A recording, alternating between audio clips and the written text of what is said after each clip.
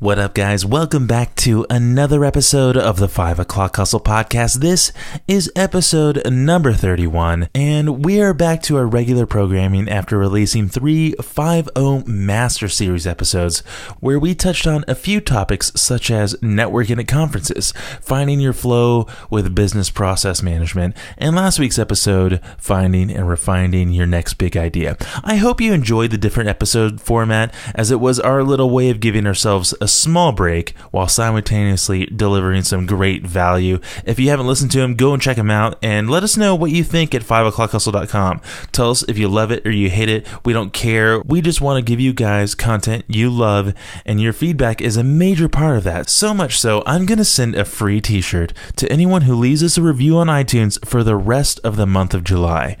Not the one on the website, our regular 5 O'Clock Hustle t-shirt. It's a super secret cool one that we've been working on, and I'm really excited for those of you who are going to get one.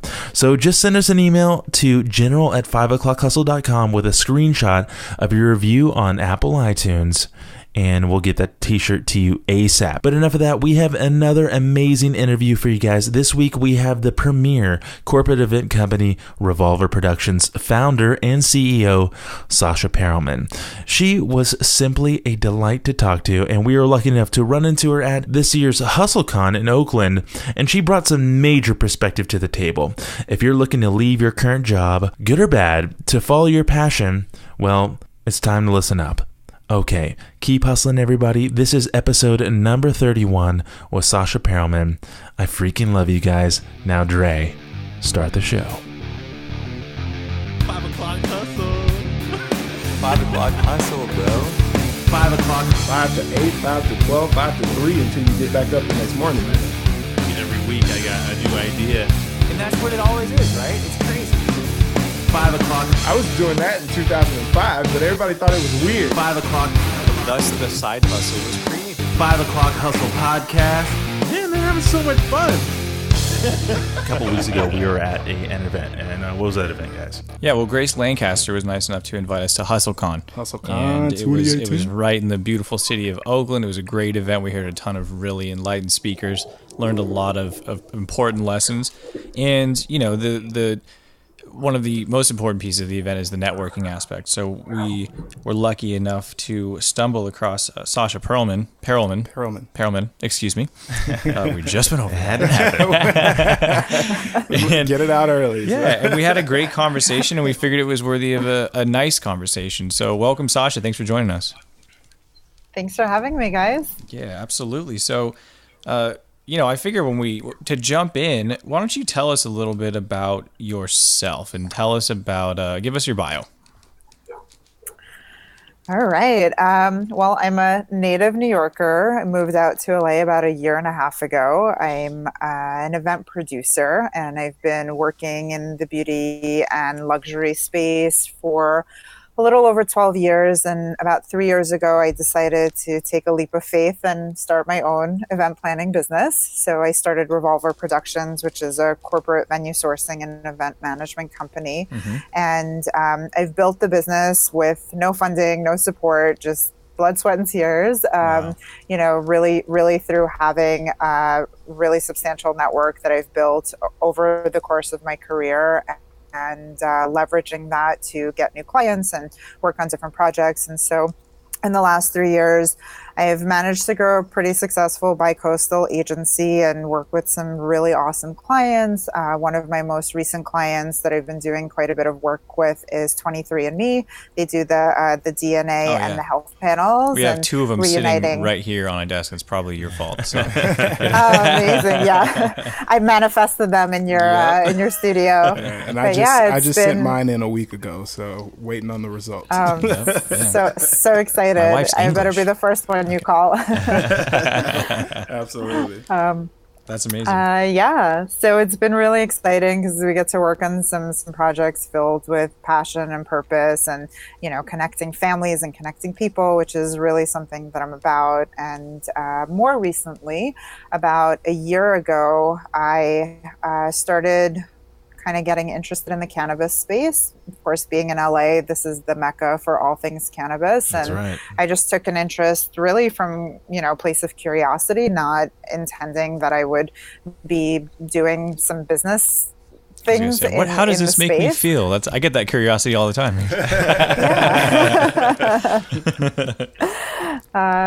So I created an event last year called Immersion that was this hybrid of experiential and education on the versatility of cannabis as a wellness and lifestyle tool. And we got written up in Rolling Stone, and, a lot of people that came to this day come up to me and, oh my God, your event was one of the best ones I've ever been to. And I felt really called to start creating more events within the industry, because I felt like a lot of the events were really focused on getting stoned. And there's so much more to cannabis as an industry and as plant medicine than just getting stoned. So, fast forward to almost a year later from Immersion, I've launched this series of talks called Mary Talks. They're panel discussions with industry experts on a variety of topics, ranging from cannabis and everyday wellness to cannabis and self-care, diversity in the industry. And we're launching in 5 cities across the U.S. this year and hoping to go global by sometime next year.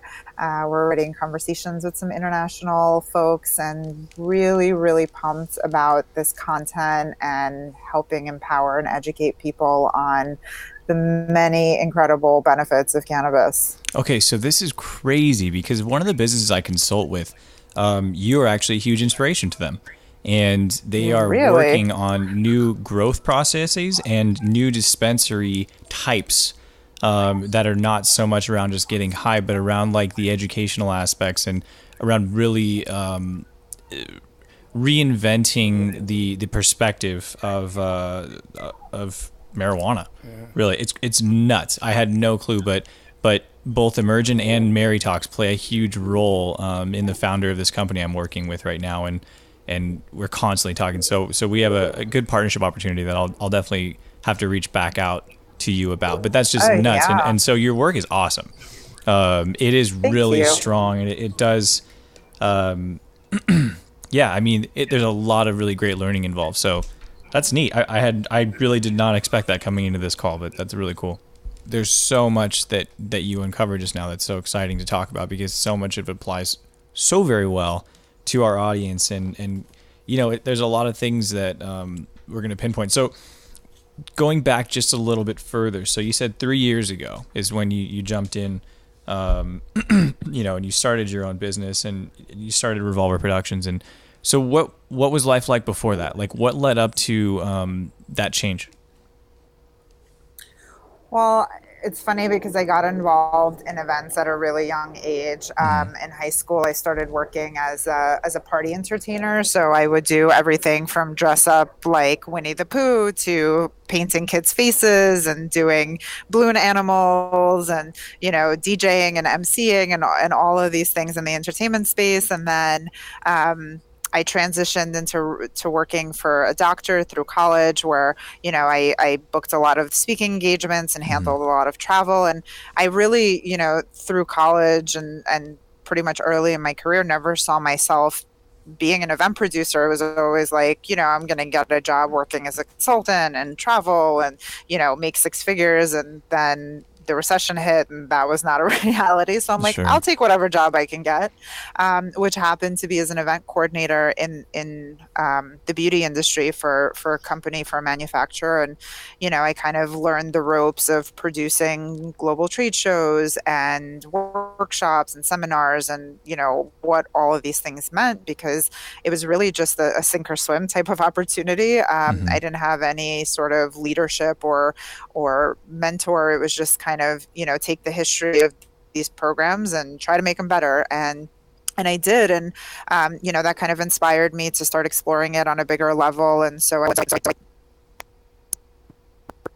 with different beauty brands. And then I left the beauty industry because it started to, suck my soul dry.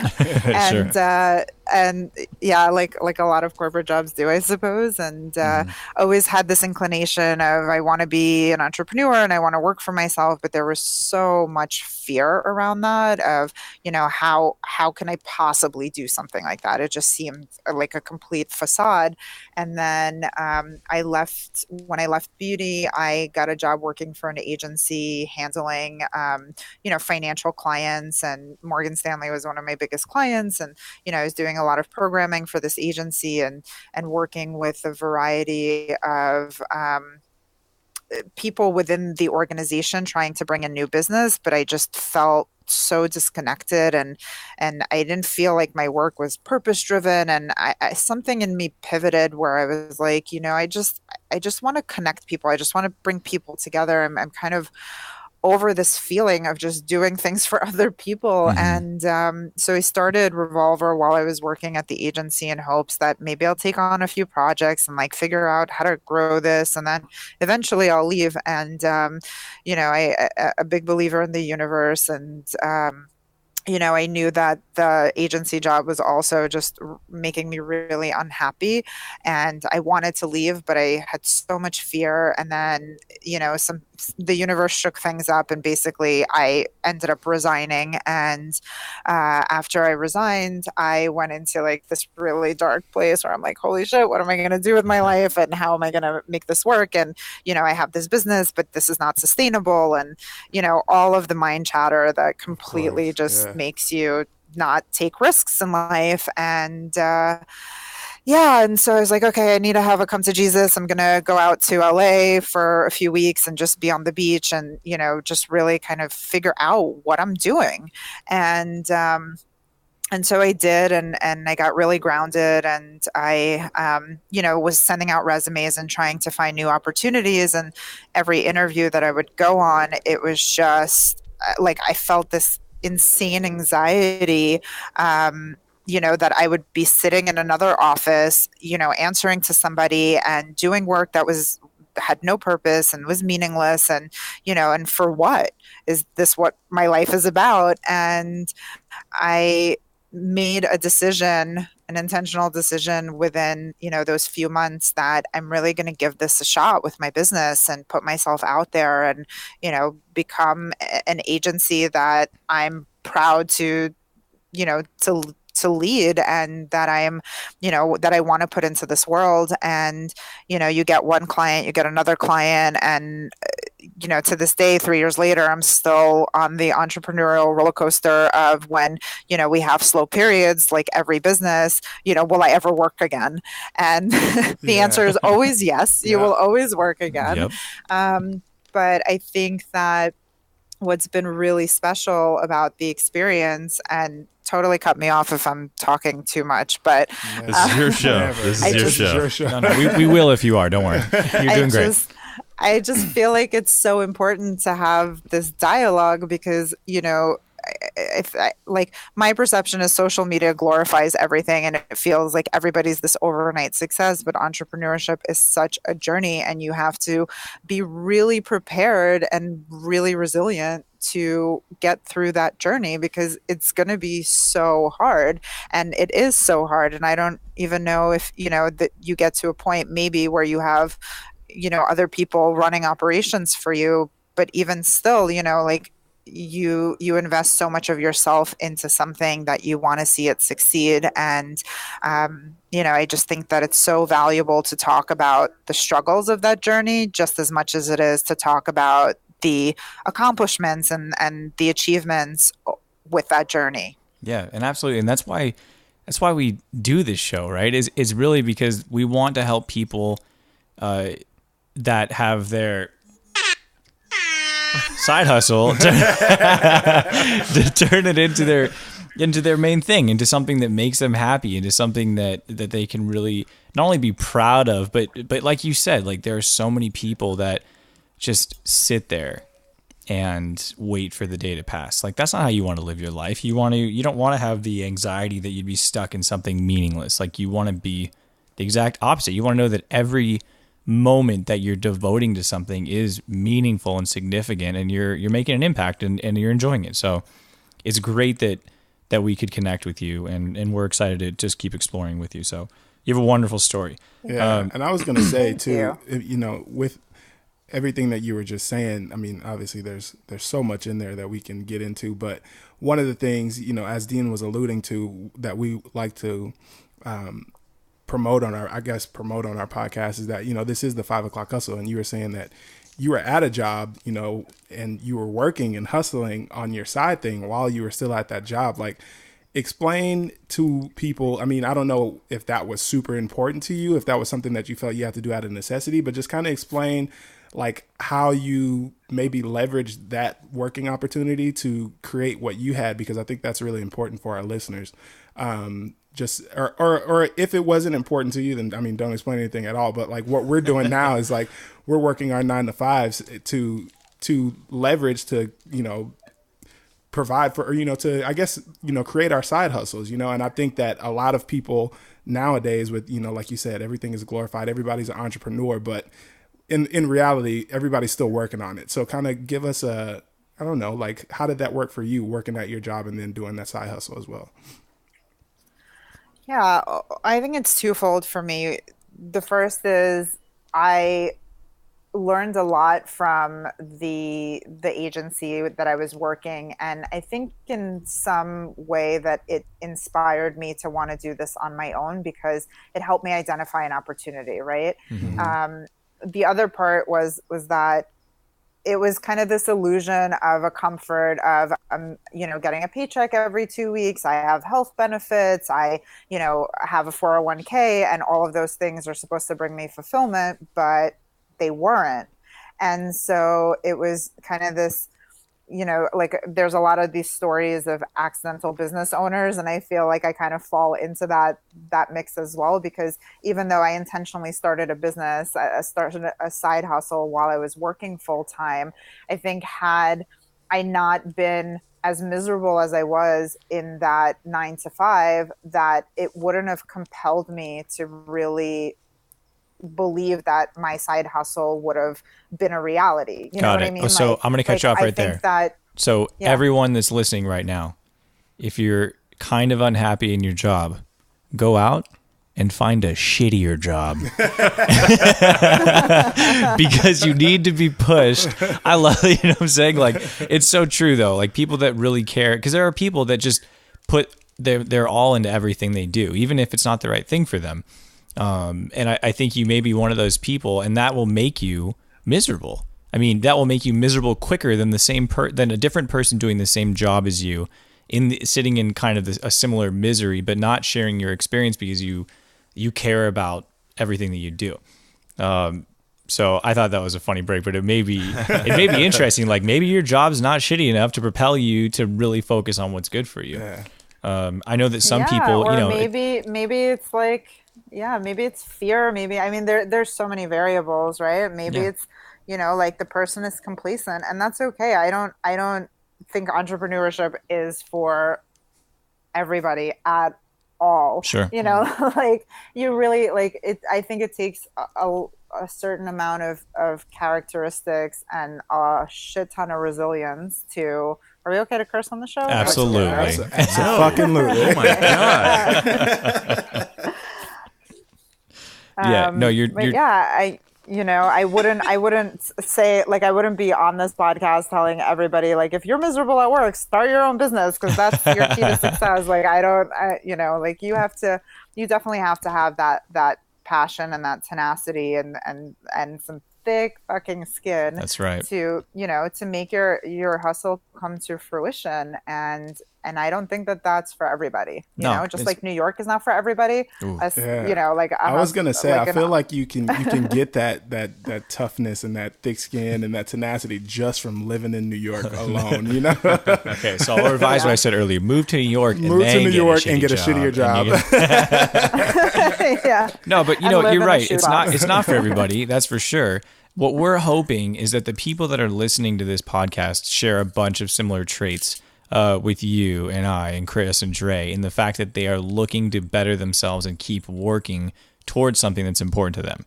They're not listening in like you would watching into a basketball game, appreciating what is good and what is challenging, and then turning it off and going to do something else. They are a person that's studying something because they want to become better at it. So I think that's that speaks loudly to their drive. If you can commit a certain amount of time, but obviously there's way more to it than just listening. You gotta put shit to action. Put pedal to the metal and start working towards bettering yourself. And that's another thing that I think is really important is really valuing yourself. Valuing yourself, valuing your future, because even if you are miserable, it doesn't really matter unless you're willing to take the steps to get yourself out of that. And that's a lot of work. So like you're saying, it's not for the faint of heart. It's you got to be hard skinned and ready to take some blows to the face, because you're going to be shut down time to time, but you got to pick yourself back up. So when did you feel like you were ready to move on? To move on from my job, or to where you were like, okay, like I got it now, like I'm ready to kind of transition out of here, to take the side hustle to the main hustle. You mean? Exactly. Okay. Well, I don't think it was that black and white for me, because I left my job, for like different circumstances that were happening internally that I just couldn't put up with anymore. And I left with the intention that, I'm going to take some time and I'm going to figure things out. And, I think in the back of my mind, I was like, okay, I have this business, but this is not sustainable. So I, was interviewing, sending out resumes, and it just, every interview that I would go on, every office that I would step into, it brought up this visceral anxiety in my body. And I'm like, something is not right here. And that's when, I made the transition. I'm like, I am going to devote myself to building this business in a way that is going to generate enough money for me to pay my rent, and really like see where I can take this. And I've pivoted my business model probably a dozen times in the last 3 years, because, I didn't know anything about entrepreneurship. Everything I've learned about entrepreneurship, I've done as an entrepreneur, from reading dozens of books to, networking with other entrepreneurs and going to conferences like HustleCon. It's really been a learning process. And kind of to your point, you have to be really invested in that learning. And for me, the type of person I am, I thrive on learning. Like, I'm constantly learning new things and trying to develop new skills. And for me, that's really important, because when you stop learning, you stop living. Yeah. And, I think that's kind of what my psychological checkout of my job was, when I stopped learning. I felt like the job that I was in stopped teaching me things, and I was a robot and just doing shit, versus, how can I contribute to really building this agency? Yeah. And that option wasn't available to me. And that's what really compelled me to be like, if I want to build something for me and for people around me, I need to do that. It's not going to happen in another office or working for, another manager who doesn't see my full potential, or I can't communicate with, you know what I mean? Like the same pattern kept showing up for me in all of the jobs that I've had.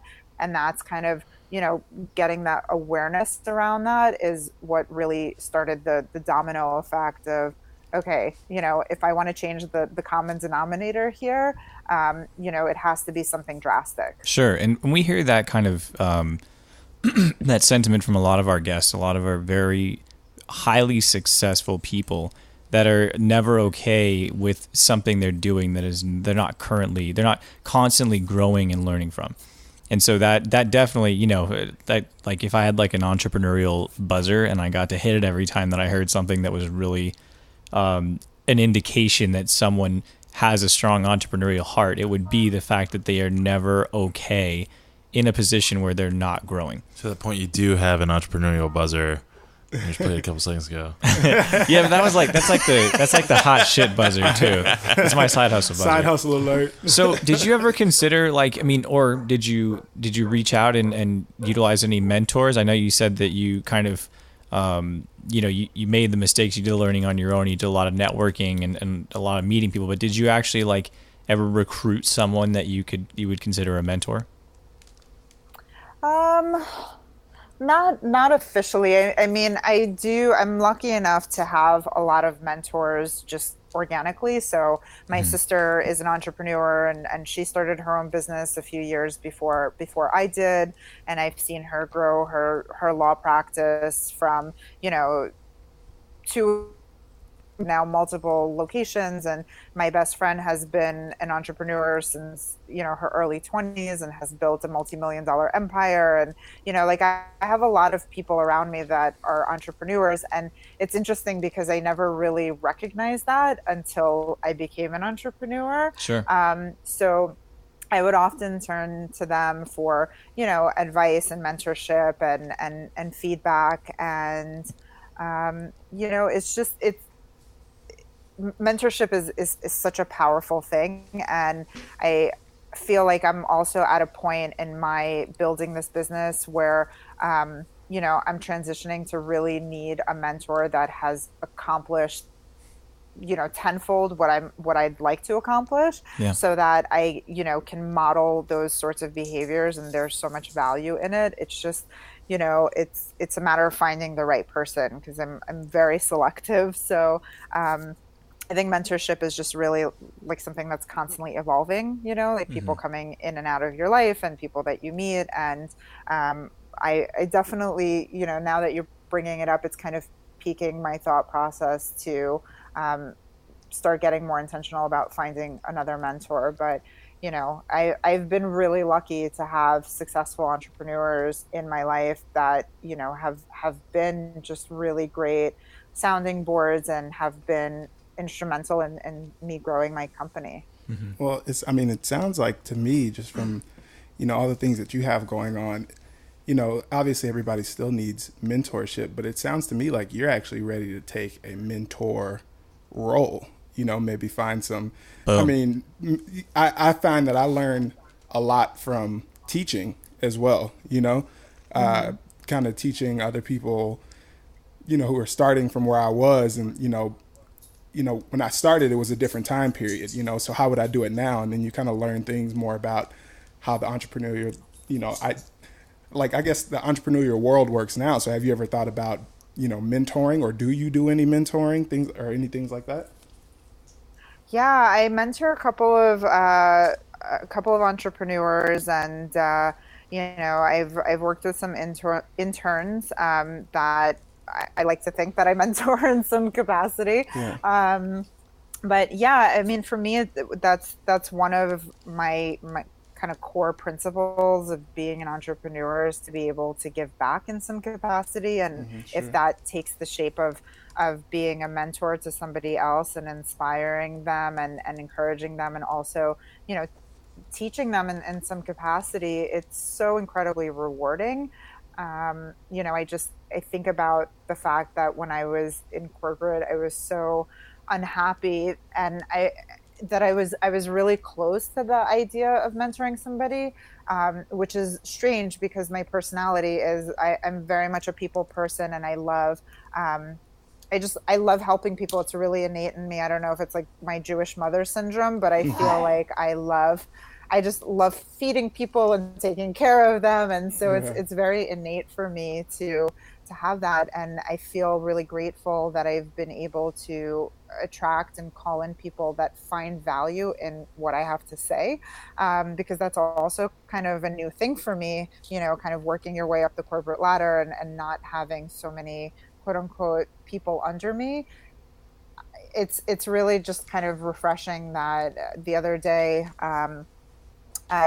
I have a friend of mine who's an artist, and we've seen each other at a bunch of different events, and somehow just through my leadership of putting events together, I really inspired her. And she saw me at an event, and she's like, listen, would you be open to mentoring me? I'm kind of, in this transitional phase of my art career, and I'm not really sure what to do. And you just have such a presence about you.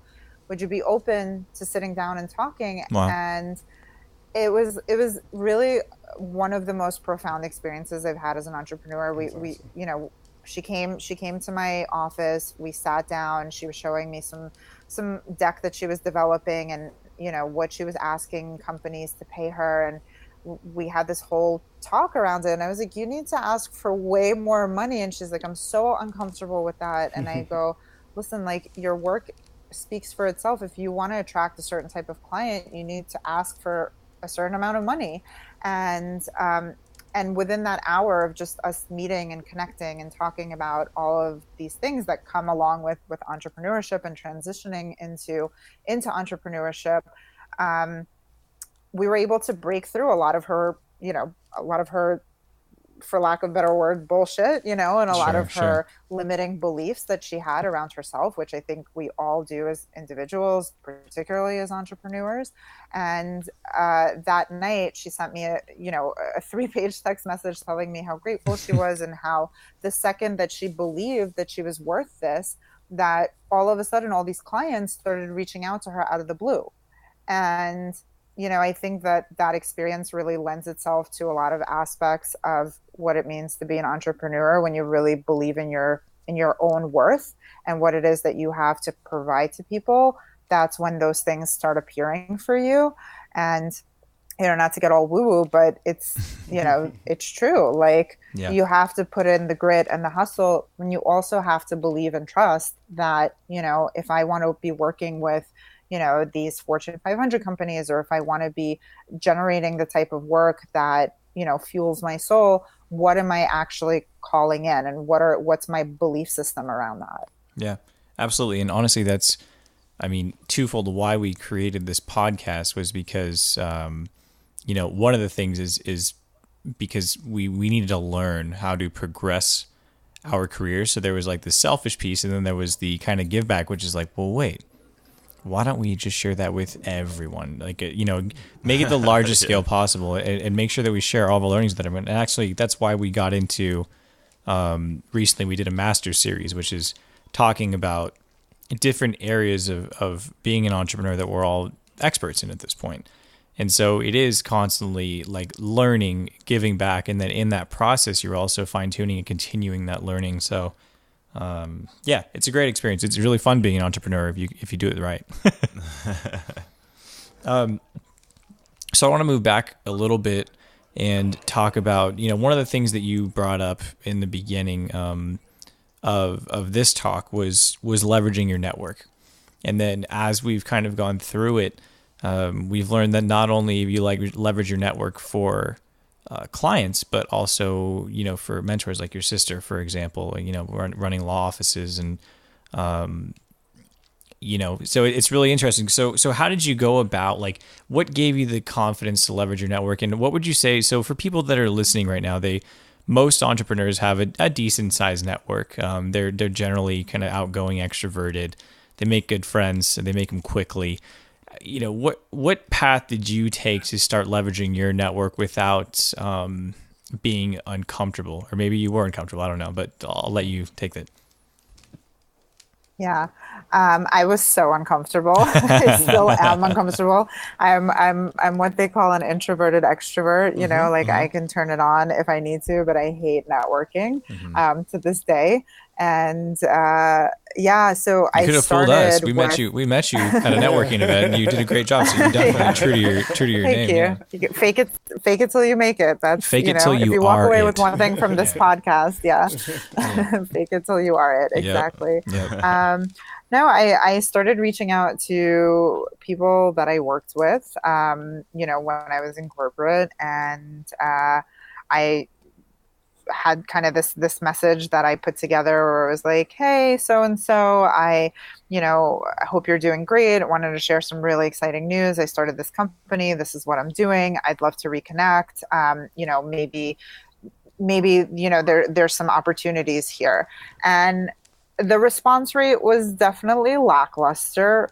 Mm-hmm. And I also, from the God knows how many emails, from the countless emails I sent out, I got clients. There was a client that bit on one email, or somebody that, maybe they weren't a direct client, but they put me in touch with a client. And then, it just started to snowball. And I'm definitely, not rolling in the deep, but with the business yet. but I've been really hold on, fortunate. hold on. Where do you well, I don't want to ask that. That's weird. I'm not going to say where do you live. Would you say that you live? Do you want me to plug my address? Yeah, we'll put it in the show notes. And I believe that you said that you are sitting out on a terrace that overlooks a beautiful area, taking this interview on an evening and during the week. So I would say that speaks for itself. Yeah, of course. Maybe you're not rolling in it yet, but we could say you're doing pretty well. Yeah. I'm so grateful for my life and for my lifestyle, because entrepreneurship has given me one thing that is hypercritical, and that's freedom, to pick up and go as I need to. And that's something that I never had the luxury of when I was working in corporate. So I am beyond grateful. And I'm not saying that from a place of like, I need to be making, $10 million in my business. I will one day. That is definitely a goal. And that's really to be able to support and fuel my passion projects and help others.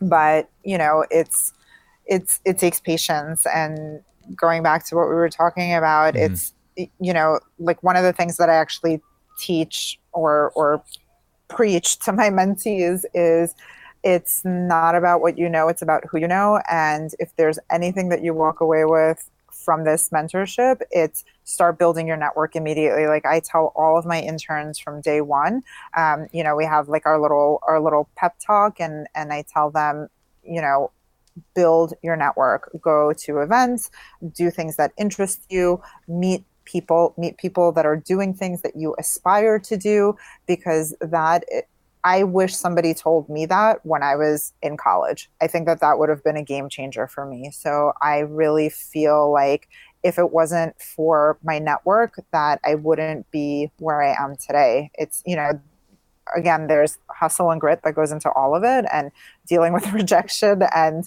disappointment, and also just being persistent. Persistence is huge. So it's not just like, oh my God, I have this really great network.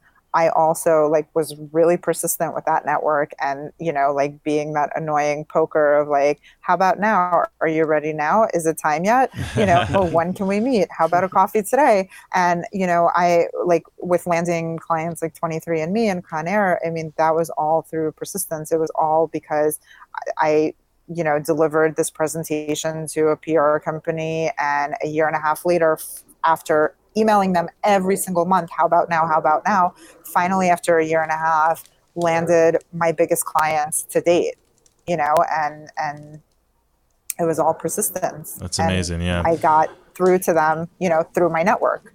But if I would have just given up after the presentation and said, oh, they're not interested, then I wouldn't be where I am in this moment. Yeah, that's great. I just hearing you talk about that, you keep saying, how about now? How about now? I feel like that, I don't know, that just kind of resonates with me, because when people always ask, when should I make the move? How about now? When should I start networking with people? How about now? I feel like that's super cool. You should use that somewhere. I keep thinking of that line, your network is your net worth. I don't know, either somebody said it a couple of minutes ago, or I hear it all the time. No, it's all the time. It is literally all of it. But that's absolutely true. But I kind of want to talk about a little bit more about your actual business, and in terms of how you go about your day-to-day, and really about your pain points, and like what you're struggling with, and what you're doing to overcome those struggles. Sure. So I guess I'll start with kind of my day-to-day is really not a day-to-day. It really varies. In the line of work I do, I have peak seasons, which typically, are like probably spring and fall. Summer is a little quieter, and then holidays a really busy time for us. So my days really vary. It's a lot of communication, a lot of emails. So kind of my role in what I do at the company is I call myself the puppet master. So I coordinate and manage a lot of vendors to produce events for clients. So, Great. while I'm doing that, that involves a lot of communication, a lot of coordination, a lot of spreadsheets, a lot of organization. And, the good news is that I'm a type A personality, so I actually thrive in those environments. But so, I spend a lot of time on email. I spend a lot of time on the phone, But it's to get things done and researching and kind of staying in the know of what's going on in different markets, and kind of building proposals for potential clients. And so it really varies. And with that, I think that there's a massive struggle of finding consistency in my day, because there is no such thing as a typical day, right? So I've needed to implement certain practices like time blocking, for example, yes. in order to create some sort of continuity within my day and not just be all over the map. And it's something that I'm still very much trying to master, because it's easy to kind of go back into old habits and just be really reactive to the emails and the phone calls and just distracted all the time. And so this has been one of my missions over the last month and a half, is to try and get a lot more intentional with how I'm using my time, because when you're busy, you get caught up and you lose sight of the bigger picture because you're so granular in the work that you're doing in that moment. So it's about me also creating rituals around what I want to achieve big picture during the slower times, and using that time in a way that is propelling the business forward, even if there's no immediate projects happening in that moment. Yeah. And time blocking is it's like people. If you don't start time blocking after everyone that is successful literally tells you is one of the keys to them not only maintaining sanity, but creating success. Like it's just such a necessity. And that goes hand in hand with something you said earlier too, which is, choosing what you say yes to. And it really is right there. I mean, there are not a lot of things that should be able to pull you away from concentration, especially when you're confident enough knowing that what you're taking your time to do is something that you've strategically planned out as being important to your success. So time blocking. Absolutely. So big. So what else you got for us? You're spitting gems right now. Self-care is super important. I've kind of implemented a new ritual over the last year where I try to be consistent with it, but permission to be human. We can't be perfect all the time. Mm-hmm. But one of my self-care rituals is every morning when I wake up, I spend 25 minutes meditating, journaling before I look at email. And it's really changed the tone of my day, because I used to be the person that would wake up and first thing I would do is check email, and it would send me into like a state of panic, even if there was nothing to panic about. It just felt like, I needed to be doing this. And now with the self-care practice of my, first half an hour in the morning is going to be about me, making my cup of coffee. I am taking time to reflect on what I'm grateful for, taking time to not yet send my brain into work mode and focus on, just living, because I think that we get so consumed with this notion of busy.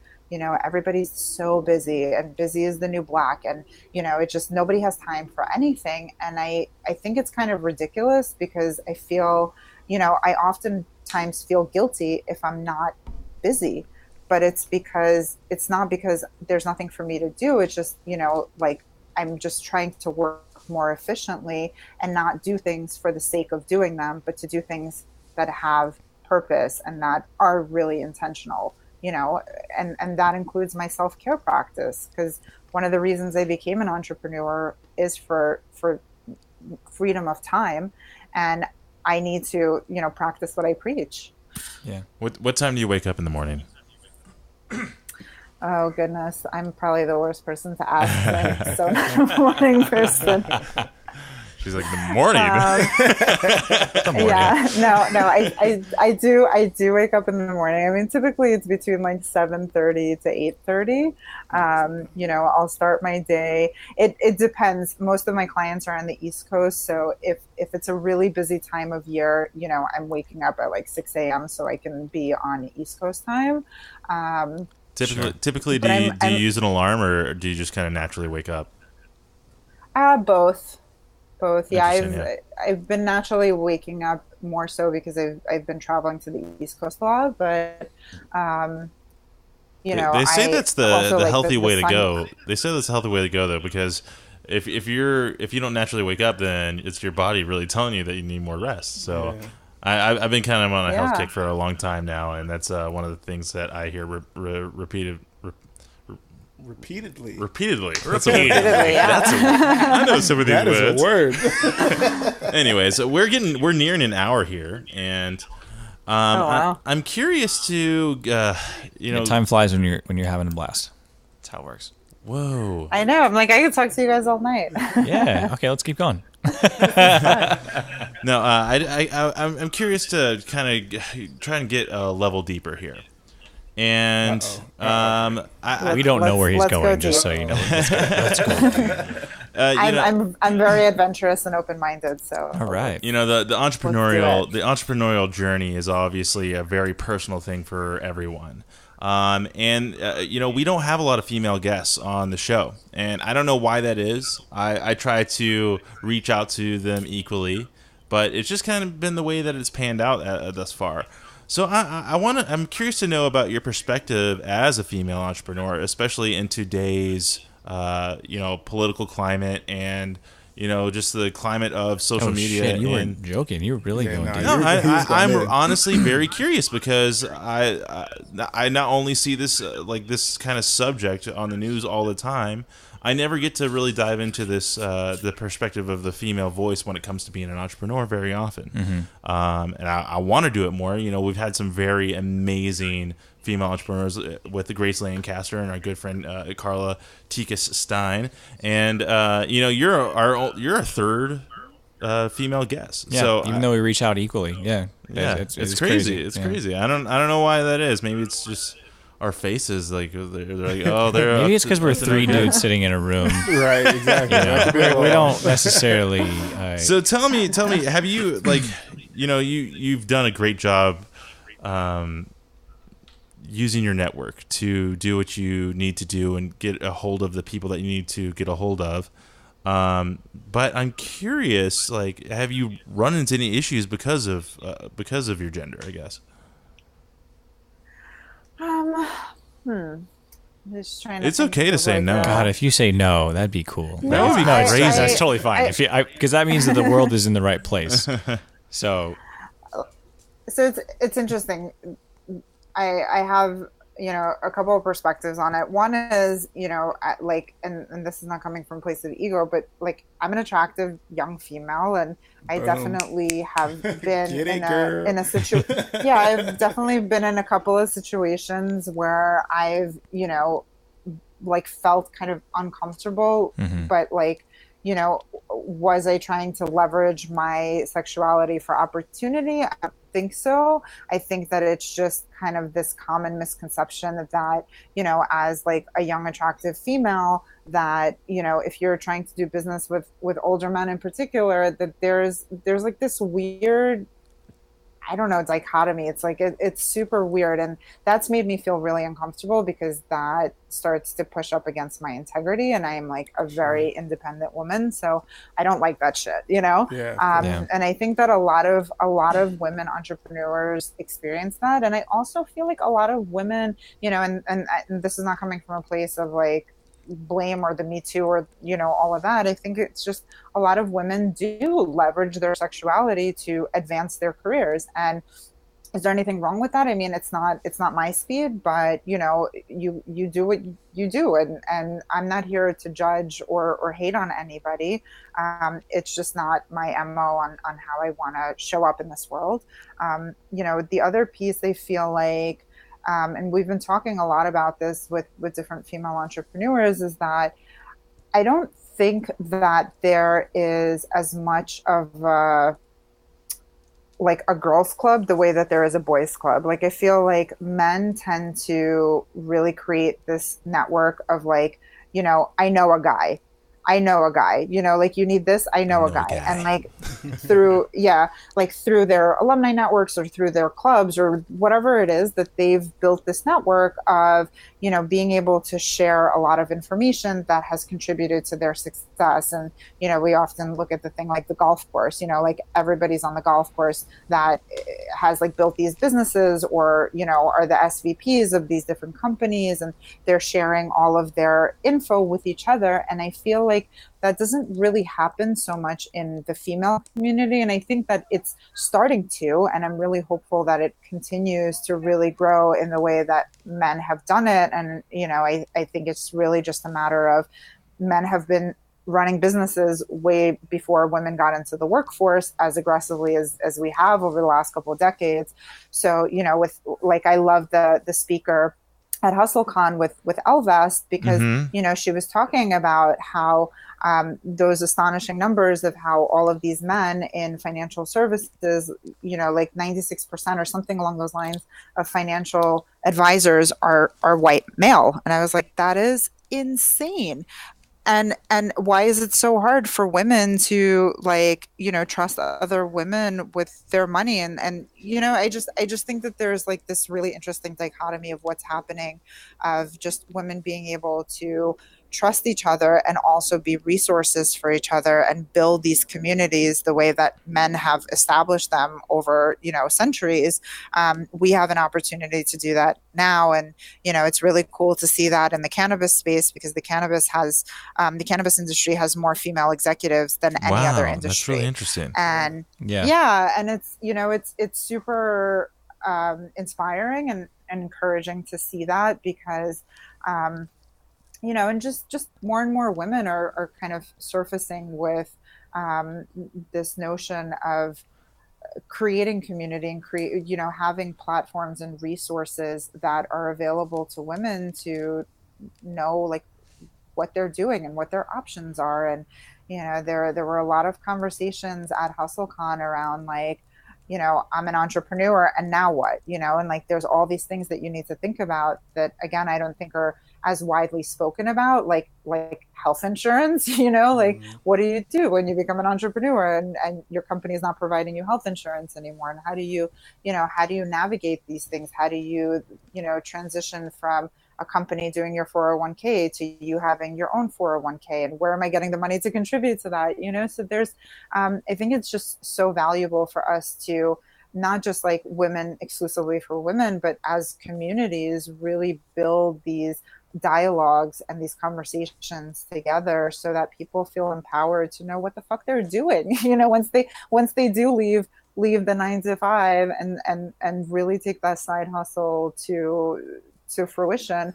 And then what, you know? So yeah, no, absolutely. Really, and it's question, no, you did. You answered a question and you brought up 1,300 more. But the reality is that right now I think there's 7% executives that are women in America. In the marijuana industry, there's closer to 30%, which is wonderful. Which just shows that we're moving in the right direction. But gosh, we're still far off, right? Like you're saying, it's a boys' club. And it's because, just like you said, we're only now really embracing, not now, but, you know, over the last tens of years, embracing more women to enter into the workforce and embracing non-traditional roles. And it's not being taught that mommy stays at home and daddy goes to work. Like that is not at all what's happening. That's not what I'm teaching my daughter. Yeah, neither of you. You guys both, you know, Dre has 2 kids and Chris has 1, and guarantee that's not what they're learning in school right now. I mean, tell me if I'm wrong, but not at all. No, I mean, I grew up, you know, both parents in the household, but everything that like our family was held together by my mom. So I'm like, you know, for me, it's like, why don't more women control things? Like everything ran a lot smoother when my mom was handling things, you know? Like when my dad was home, like we were eating beans and franks, you know, but like when my mom was there, like everything was just on point. Like she even got us, like a lot of my discipline, a lot of my values I get from my mother. And it's just like, for me, I think that where we are in the space now, like I look at a lot of women entrepreneurs and they're crushing it. Like, I don't know if you guys look like on social media things, like I just look at the stories, I look at the posts and I'm like, holy shit, like they're on top of it. They're killing it. Like, and it's like you said, there is no, I don't want to say camaraderie, but like there's no girls club. Like, oh, I know a girl for that. I know a girl for that. But I'm slowly starting to see that kind of take place. Well, and there's all these companies that have to emerge as predominantly female. Yeah. That mostly hire women, and that's for good purpose because they have to establish themselves that way, or else they're just going to be combating with the same bullshit that they've been combating with for the last 70 years. Right. I mean, it's the same, you know. It makes me think of the Avengers movie, Black Panther. And it was like, it was kind of like their chance. Like they could have obviously. Shout out to Wakanda Wednesdays. It was like kind of like it was a statement for real because it was, the cast was by, like there was like one white guy. There was one white dude in the entire movie, right? Or like two. Yeah. So, but like it was a statement. It's like we can make, you know, one of the biggest movies of all time, no problem. Right. We don't need any help. It's not the fact that like they wouldn't appreciate you know, a more diverse workforce to do that, but it's really a statement, and I think that the same roles being played in businesses that are predominantly made up of women. Yeah. But you know, it's this conversation could dive so deep. Yeah. I mean, but look, I like the piece too that you're talking about. That you know, people feel like if you're an attractive woman, you're leveraging your sexuality. Man. Because I try to do that all the time. As an attractive woman, as you know, when I'm looking good, I feel good, and I will tell everyone that I've ever trained, everyone that I've ever spoken with that. And man, I mean, now I'm going back to it, but like a lot of people that I speak with, we equate, for instance, the sales process to dating. But maybe there's an issue with that in certain aspects, because if you take it literally, the chances are the more attractive you are, the better you're gonna do at dating. Right. To some extent, you're gonna get more volume. Yeah. I mean, at least more volume. You're gonna have more people that are judging you off the cuff, and more interest. But I mean, like, I hope I'm not perpetuating that. But at the same time, I do think that in every situation, every entrepreneurial situation that I've entered into, I am actually leveraging whatever piece that I can to be successful. You know, with moral standards, obviously, but like if I think someone's attracted to me, but I do think that what I'm offering can be good for them, I'm probably going to leverage that to some extent. Right. Not to say that I'm going to be like, hey, I'll sleep with you if you buy my shit. Right. I'm just going to tailor my approach to the fact that I know that they have certain expectations of me and they are biased of me. So I'm going to feel more open with that piece. So it would be a shame to see judgments that would dissuade or discourage someone from using the tools at their disposal to be successful. And I know that sounds, it's like, it's hard to swallow, honestly. Like, it's hard to say, well, if I'm a sexy woman or a sexy man, I should leverage that shit. But the problem with being an attractive woman, I think, right now is because people think that that's all you're leveraging. They're like, oh, well, you're an attractive woman. That must be why you're successful, using it to get to the top. And that's bullshit, because I can leverage me being attractive and still know that I'm also leveraging different, you know, strengths and talents, but I'm not having anyone judge me for the fact that I may be using all of them collaboratively. So it's an interesting conversation, I think. And I think that there's two sides of that, because it's also, you know, is that person that you're trying to do business with, what is their integrity and what is their stance? You know, it's one thing to be, I think, playful and kind of easy going around certain things. Mm-hmm.